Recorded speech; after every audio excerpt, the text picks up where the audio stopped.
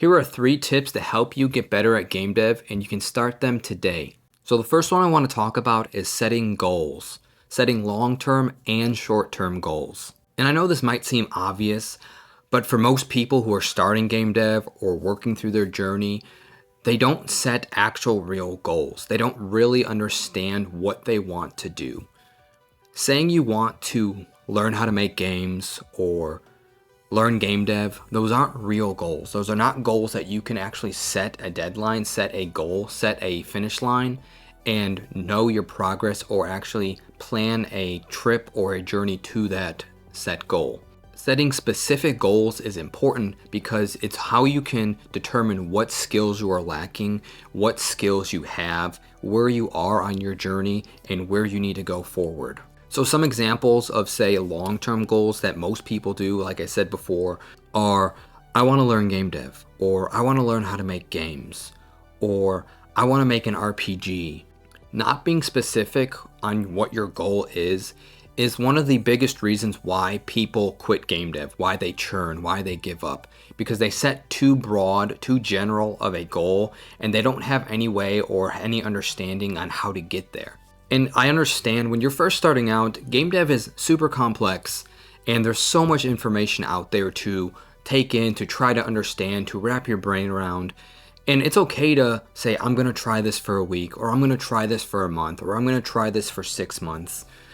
But at some point, you need to sit down and set a long-term goal, something that stretches out further than a year, say. You should decide if you want to stick with this, if you want to stick with game dev, and I would say for the long haul, for like a 5-year journey at least. So some examples of long-term goals are, I want to launch a game on Steam this year, or I want to put a demo on Steam this year, or I want to launch a demo on Steam before the next Fest.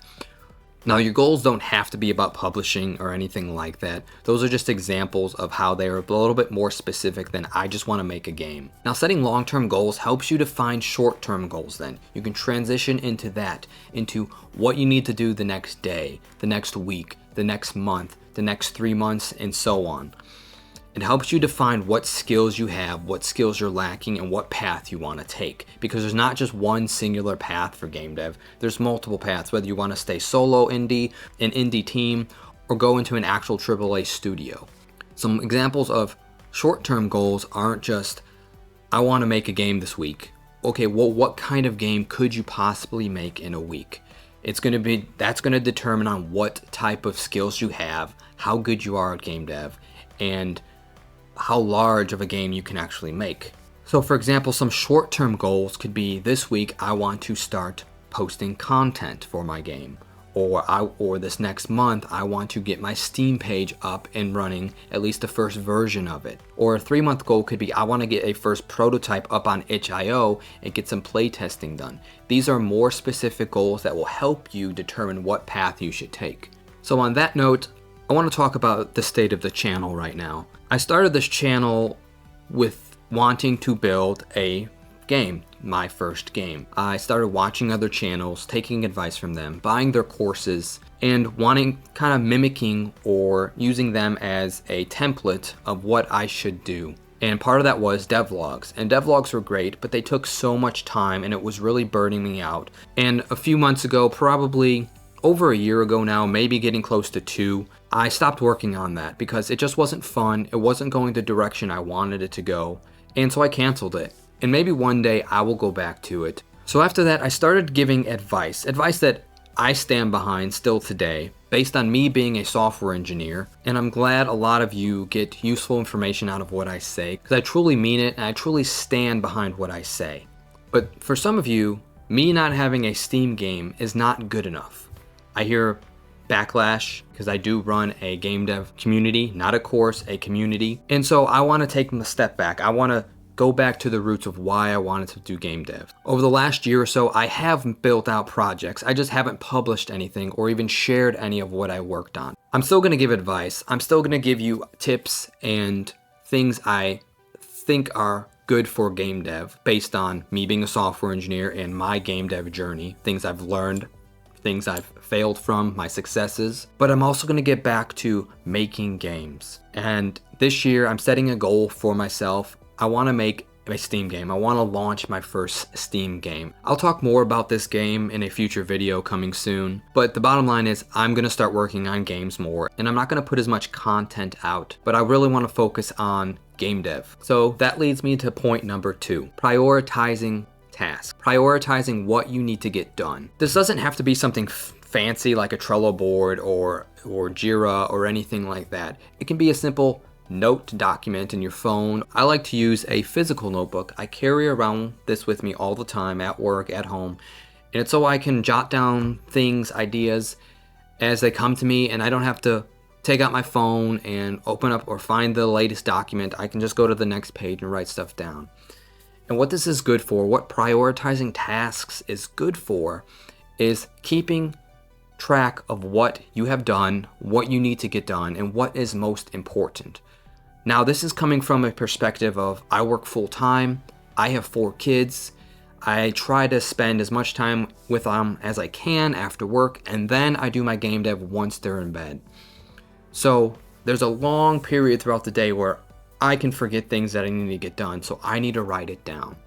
And that's things I need to get done today, things I need to get done this week, this month, whatever it is, and then I prioritize it. This is what I recommend for you. Write down things, everything that is most pressing, whether it's game mechanics, art, getting Steam pages together, marketing, whatever it is, and then prioritize it, arrange it for what needs to get done first, what's most important. And then I like to number it, and I like to pick at least the top 3 and see if I can complete those within that first day. I like to pick the ones that I think I can complete that night. And then I keep going. I'd probably start with maybe, writing down 10 ideas at first, 10 things to do, ordering them, and then labeling them what needs to get done today, and then move on and keep going and keep going. This will help you stay organized, and this will, when you sit down at your computer, this helps you know exactly what you need to do so you're not wasting any time. Because, like I said, some of us have full-time jobs and families, and time when it comes to game dev is very little and very important.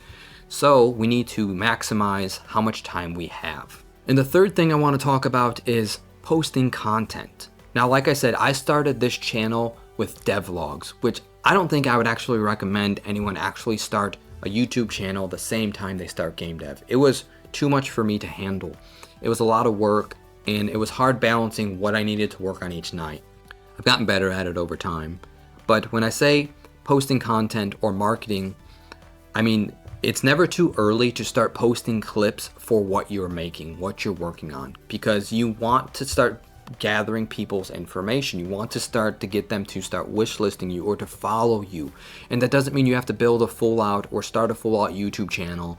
You can just take a few 30-second, 1-minute clips, use OBS Studios, clip what you worked on that night, and post it. Maybe cut the beginning and end and post it. You don't need to do heavy editing. You don't need to do text or voiceover or anything like that. Just start posting content. This will start building your audience, and the sooner you can start building your audience, even if your Steam page is not ready yet, the better you'll be. You'll start building people who are interested, or gathering people who are interested in the game, in the content, in your style, and whatever it is. And then you start building a dedicated audience, an audience that wants to see you succeed.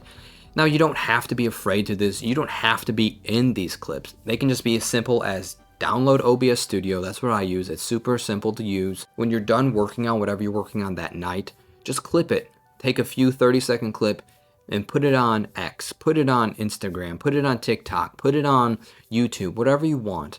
It's a great way to get a foot in the door and to start building consistency. If you've noticed, these 3 points are pretty basic and pretty generic, but for some reason, they're not that obvious. A lot of people will claim that, well, I've heard these, or there's nothing special about it, because they're looking for a special solution. If these are so obvious, then why aren't you doing them yet? And all 3 of these are in line with being consistent, knowing what to do, and who to show your content to. It's building an audience. It's, I know what my path is. I'm going to show up every day, and I'm going to grow my audience, so when it is time to launch my game, it has a better chance of being successful. I hope you enjoyed this content. I hope you try to introduce these 3 topics or these 3 points, or at least one of them, into your daily schedule, into your game dev journey.